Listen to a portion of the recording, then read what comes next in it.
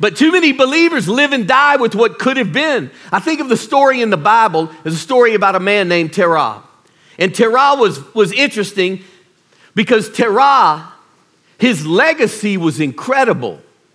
But he had the chance to experience something, but he settled. The greatest enemy as we get older is we settle and we take the safe route. Genesis 11:28 and 27:28 said this. Now, this is the history of the descendants of Terah.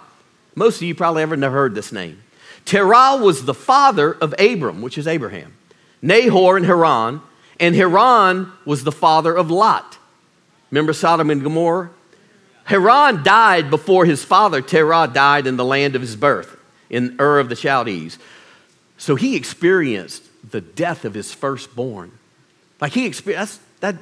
I don't want to, like, there's no pain like kid pain.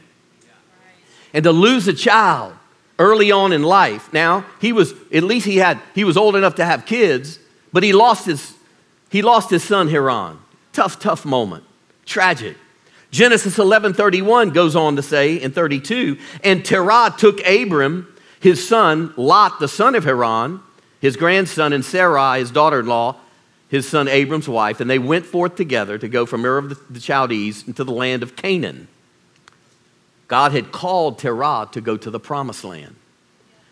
But then he came to Haran, a place that was named the same name of his son who had died.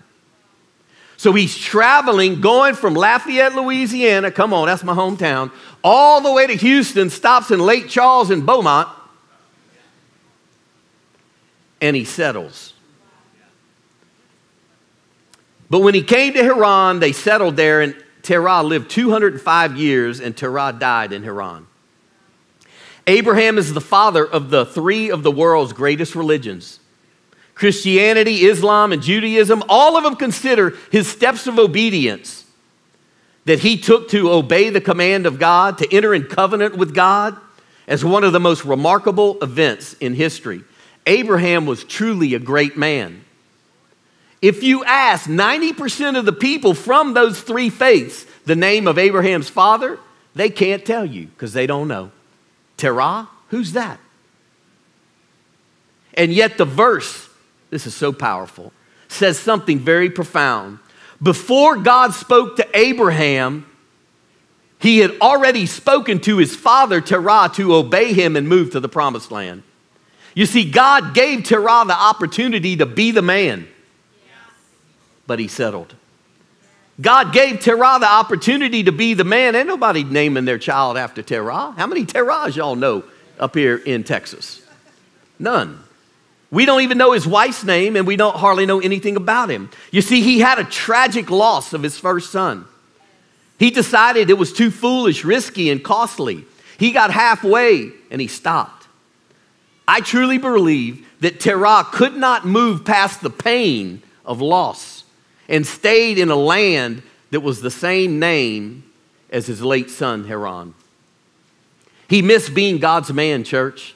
And I think we miss being God's man or woman when we experience loss. And as tragic and as hard as that is, we can't stop. Because, watch this, if you get anything today, I want you to get this. If you don't quit, you win. If you don't quit, you win. If you don't quit, you win. See what happened and what's so crazy is we settle and we miss being God's man. We get sidetracked. There's so many distractions, so much noise. Or we go halfway, or we simply quit.